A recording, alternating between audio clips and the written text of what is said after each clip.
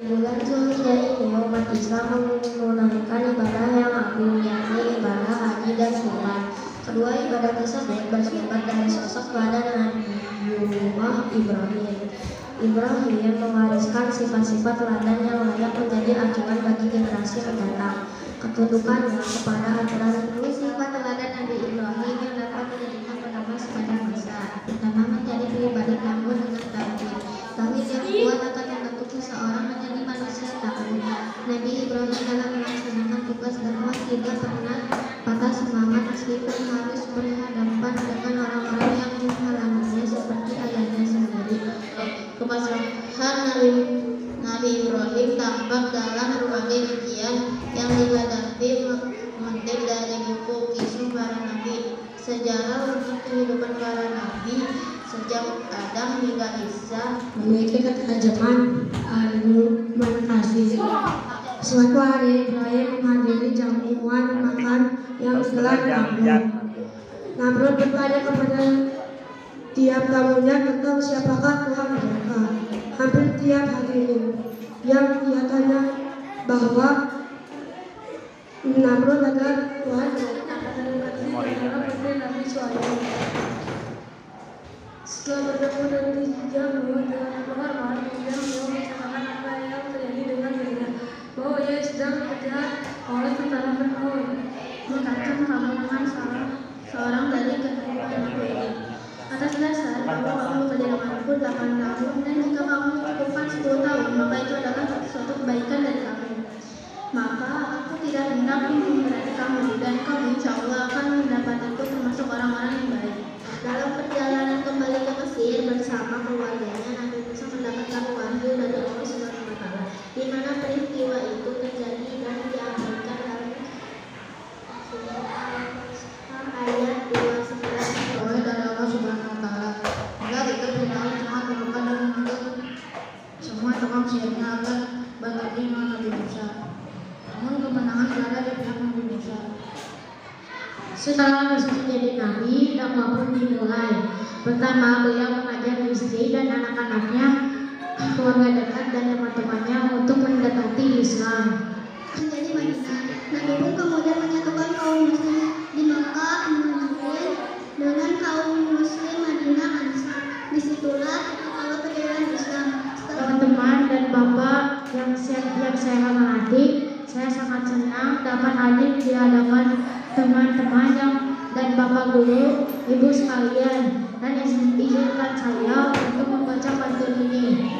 Saat Nabi Muhammad di rumah Madinah, banyak sekali keberkahan yang datang pada rumah Halimah yang memenuhi kebutuhan hidup dan membantu pamannya yang menanggung banyak anak.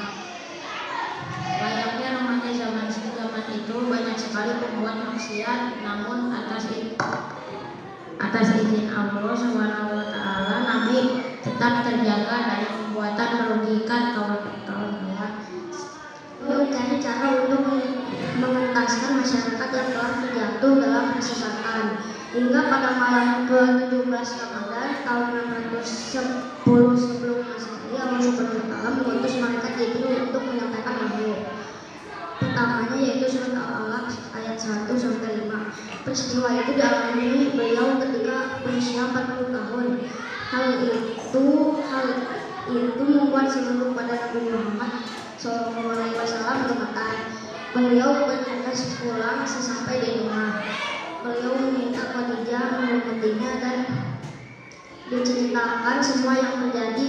Dan ketika beliau tertidur, Maryam kaget karena didatangi oleh seorang pria.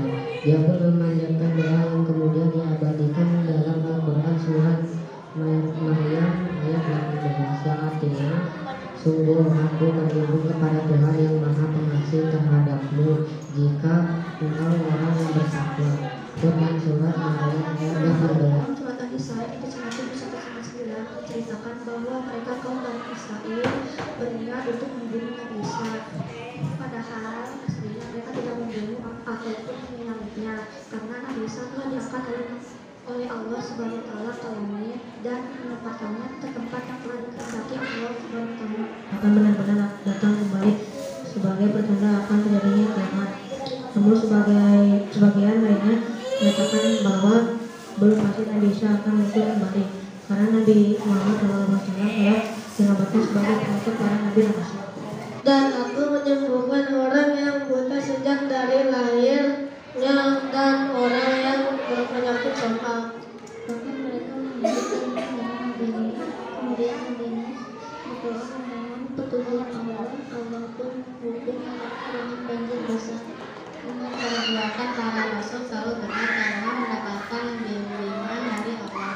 Para rasul tidak pernah berbohong atau berkata. Semua yang disampaikan para rasul bersumber dari wahyu Allah untuk diajarkan kepada umatnya. Umat manusia mempercayai ada yang disampaikan para rasul Allah agar mereka mendapatkan keselamatan dan kebahagiaan di dunia dan akhirat. Para rasul tidak pernah menyembunyikan huruf atau menambahkan sesuatu yang berasal dari Allah. Menghadapi segala masalah yang dihadapi ketika berdakwah, Rasul adalah orang dan mengusulkan yang sedang dan kecerdasannya. Rasul dapat menangkap wahyu Allah. Sekian dari kami. Assalamualaikum warahmatullahi wabarakatuh.